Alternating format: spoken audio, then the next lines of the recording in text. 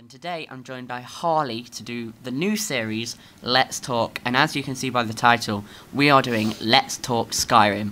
So, I've probably played about 2 hours of Oblivion, and Harley has probably played about his whole life on Oblivion. How much have you actually played?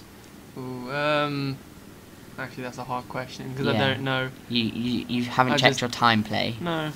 I bet it's quite large. Probably. It's probably like 50. You probably went through a phase of being addicted to Oblivion, like I am to Battlefield at the moment, and you are, and you were to Forza 3. Yeah.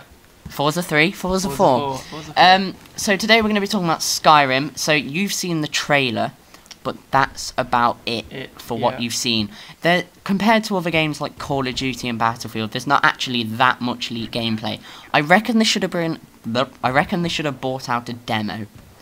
I think a demo would have been a very good idea. Obviously, they couldn't bring out a beta because, sadly, I don't know whether it's a good thing or a bad thing that Skyrim won't have multiplayer. Would you have liked to seen a bit of multiplayer? Maybe if they had it like Fable, where you had an option to turn multiplayer on or off. I think it was in Fable 2. In Fable 3, you could see like little bubbles where your friends were. Yeah. Can you remember seeing that? Yeah, I do. And every time a friend passed you, this little floating bubble would just go past your head. I would have really liked it, so if, you know, it was kind of like, I don't want to make it sound like it's going to be rubbish, but kind of like RuneScape. You know how on RuneScape, if someone passes you... Oh, you have to bring RuneScape into this. If someone passes you on RuneScape, you can see it. And everybody kind of shares the same world. And what I would have really liked to see in Skyrim was kind of that. Like, everybody shared the same world. Yeah.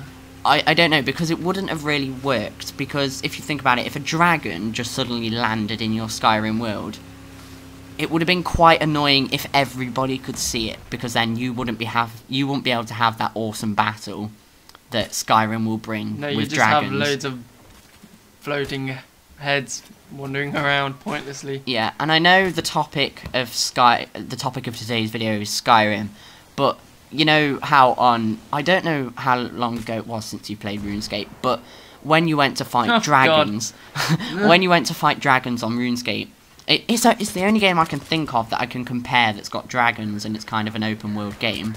And it's not even on Xbox. No, it's not even on Xbox.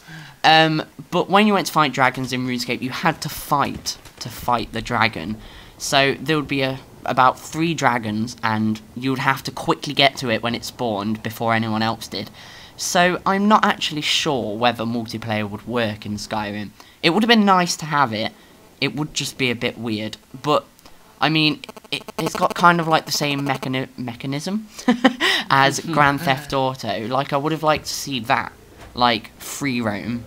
Yeah. I don't know how it would work in Skyrim, but it would have been really nice to have it. Like, games with amazing single players like Skyrim will be amazing and probably addictive, but it's just There's no kind probably of about it. Yeah, it will be very addictive. Hopefully, obviously to you, because you played a lot of Oblivion, but I only played like a couple of hours. But every game needs some kind of multiplayer to make it successful. Obviously, it could be successful without it, but it's just a bit, you know, obviously the only reason Call of Duty is successful is because of its multiplayer. The only reason Battlefield 3 is successful this year is because of its multiplayer. So, do you think without multiplayer, Skyrim could get very popular? Definitely, because it's not all about the multiplayer. Okay, yeah, multiplayer would be nice, but most people, well, there's Curtis who plays the campaign first, isn't it? And then you got people like you and me where we just dive straight into the multiplayer. But I suppose it could do with multiplayer, but I don't think that would make a difference. Yeah. If you like Oblivion, then it won't matter if you got multiplayer or not on Skyrim. So, like, I kind of agree with Call of Duty. How they say that the reason they don't actually put cooperative campaign in the game is so you don't spoil the story. Because obviously, if you're playing with a friend, you can most likely you can concentrate more on your friend than you actually will on the game. Yeah. Like when you're playing Portal 2 and you're playing co-op, you you kind of concentrate more on what your friend's doing than anything else. You rely on your other partner to guide you through the levels. Yeah. So I mean, it's a bit different. Like I think without multiplayer it will work. Obviously it'll be really nice to see some kind of multiplayer, maybe in the next Elder Scrolls. That'll be in quite a few years. But, you know, it'll be really nice to have that sort of thing. So, let's talk about the combat.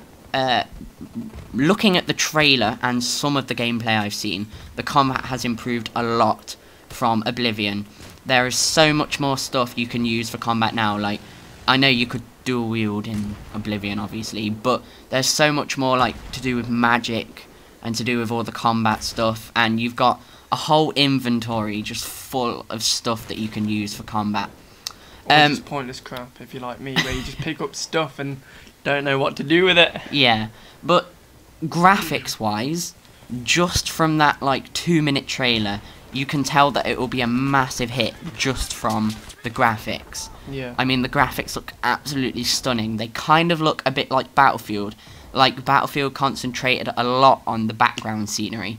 I wanted to make it look like it was real, so it wasn't Call of Duty where it was just cardboard background. So, obviously, oh, God. Oblivion's a bit different from other games. If you see a mountain in the background, you can go climb that mountain. It's not just like a little paper cutout which you can just look at and go, oh, look, that looks nice. But the biggest thing for me for Skyrim is the dragons.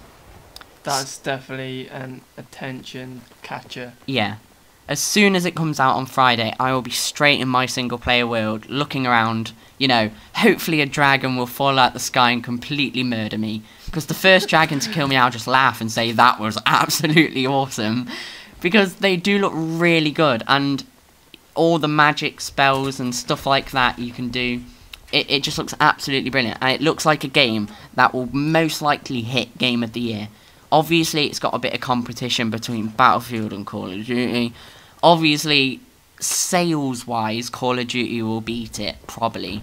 But, yeah. you know, better gameplay and just being a better game in general, it's got a bit of competition with Battlefield 3. But obviously, I've been watching so many videos on, like, Call of Duty, Battlefield, Skyrim, and all of the comments on, like, IGN have been saying, you know, screw COD, screw Battlefield, I want Skyrim. Or screw COD, Battlefield for the win. So there's a lot of competition going on between Skyrim, Battlefield and COD this year. And I'm just curious, which one do you think will win the Game of the Year? Ooh, I think Battlefield will win that. Yeah, because obviously Batman Arkham City, it's a very strong game, and I know you haven't played this game, but Batman Arkham City is a very, very, very strong game and deserves a spot.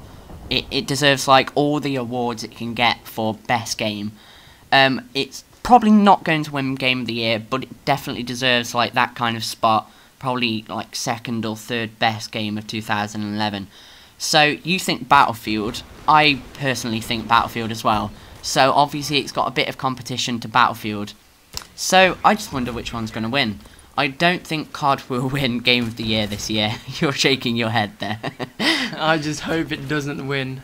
It will win sales, obviously, due to last year's Black Ops. I was going to say it did last year, but that was last year.